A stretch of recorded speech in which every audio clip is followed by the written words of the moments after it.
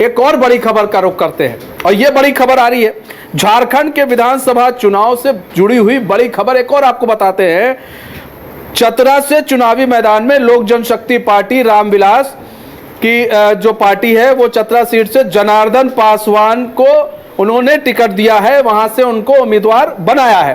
राष्ट्रीय अध्यक्ष चिराग पासवान ने जनार्दन पासवान को सिंबल दिया है। तो कहीं ना कहीं अब जो है एक चीज क्लियर हो गई है, चतरा सीट जो चिराग पासवान को दी गई थी एक सीट है, वहां से जनार्दन पासवान को सिंबल दे दिया गया है। तो ये बड़ी खबर आपको बता रहे हैं झारखंड चुनाव से जुड़ी हुई कि लोक जनशक्ति पार्टी आर ने रामविलास ने अपने जो सीट थी जो दी गई थी चतरा सीट, उससे अपना उम्मीदवार घोषित कर दिया है। जनार्दन पासवान को वहां से सिंबल दिया गया है।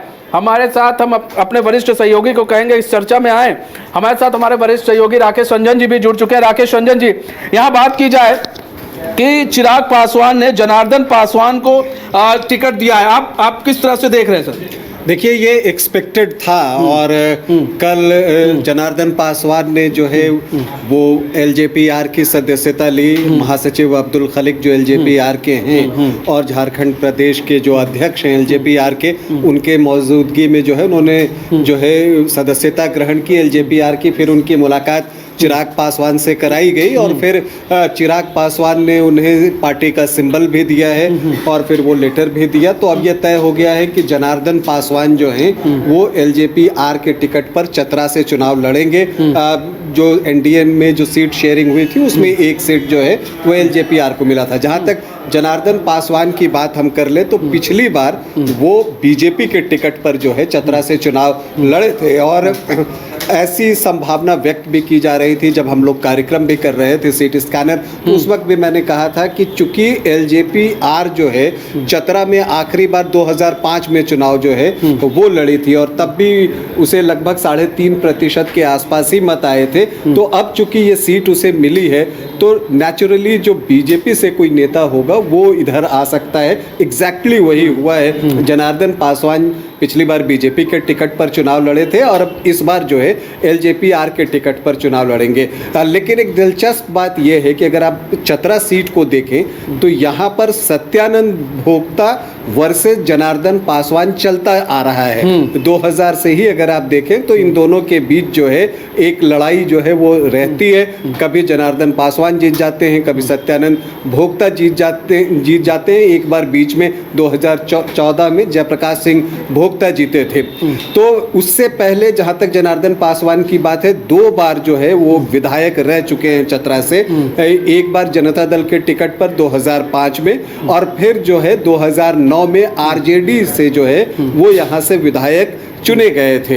अब वो बीजेपी में थे, अब एक बार फिर से एलजेपीआर में आ गए हैं। तो जो 2 ट्रेडिशनल प्रतिद्वंद्वी हैं, मुकाबला उन्हीं के बीच होगा। हालांकि ये बात अलग है कि इस बार सत्यानंद भोक्ता चुनाव नहीं लड़ेंगे, लेकिन पूरी संभावना है कि जो सत्यानंद भोक्ता की बहू हैं रश्मि प्रकाश, वो यहाँ से चुनाव लड़ेंगी। तो एक तरह से पूरा सपोर्ट सत्यानंद भोक्ता का होगा। तो मुकाबला उन्हीं 2 चिर प्रतिद्वंद्वियों के बीच होगा। सिर्फ फर्क ये होगा कि सत्यानंद भोक्ता नहीं होकर उनकी बहू इस बार जो है वो लालटेन पकड़कर यहाँ से चुनाव लड़ेंगी और जो दूसरी तरफ एलजेपीआर से जो है जनार्दन पासवान होंगे। एक दिलचस्प मुकाबला होगा। एलजेपीआर को ये सीट इसलिए दी गई थी कि पूरे झारखंड में अगर कहीं अनुसूचित जाति के जो वोटर हैं वो सबसे ज़्यादा हैं तो वो चतरा में ही हैं और वो लगभग 36% जो है यहाँ पर एससी वोटर्स हैं और इसी वजह से ये सीट एलजेपीआर को दी गई है। चूँकि चिराग पासवान जो है एक उभरते हुए दलित नेता के रूप में सामने आए हैं और बिहार में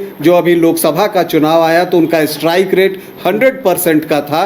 तो इसे देखते हुए जो है वो चिराग पासवान को ये सीट सौंपी गई है और उनको ये सीट देने के पीछे जो बीजेपी की नज़र है वो कई सीटों पर है। आप पाकी सीट देख लीजिए, बगल में वहाँ पर जो है एससी आबादी बहुत है, उससे बगल में सिमरिया है, वहाँ एससी आबादी बहुत है। उससे इधर जाएं तो आप लातेहार में जो है वहाँ पर जो है एससी आबादी बहुत है।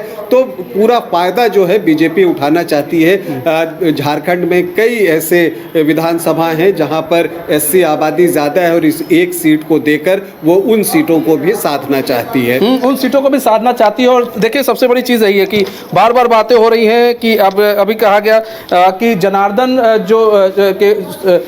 जो पासवान है वो और सत्यानंद भोक्ता, ये दो लोग हैं जिनके बीच में हमेशा जो है देखा जाता है कि चुनावी लड़ाई उस सीट पर देखी जाती है। लेकिन इस बार जो है सत्यानंद भोक्ता की जगह उनकी बहू को टिकट मिल सकता है। ऐसे में ये लड़ाई काफ़ी दिलचस्प होगी और जो दो चिर प्रतिद्वंदी हैं जनार्दन पासवान और सत्यानंद भोक्ता, भले ही उनको टिकट ना मिलकर उनकी बहू को टिकट मिले, तो लड़ाई लेकिन इन्हीं दोनों के बीच में होगी। और देखना बड़ा दिलचस्प होगा कि आखिर इस लड़ाई में जीत किसकी होती है, इस राजनीतिक लड़ाई में जीत किसकी होती है।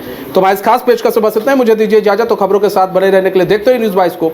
नमस्कार। घर के लिए ग्रोसरीज की जरूरत हो या चाहिए फल और सब्जी, डेयरी या बेकरी प्रोडक्ट्स चाहिए या beverages, snacks and branded foods चाहिए हो या ब्यूटी प्रोडक्ट्स, अब इनके लिए अलग अलग दुकानों की तलाश हुई खत्म, क्योंकि रांची में खुल गया है केस्टो मार्ट, जो रखे आपका और आपके बजट का ख्याल।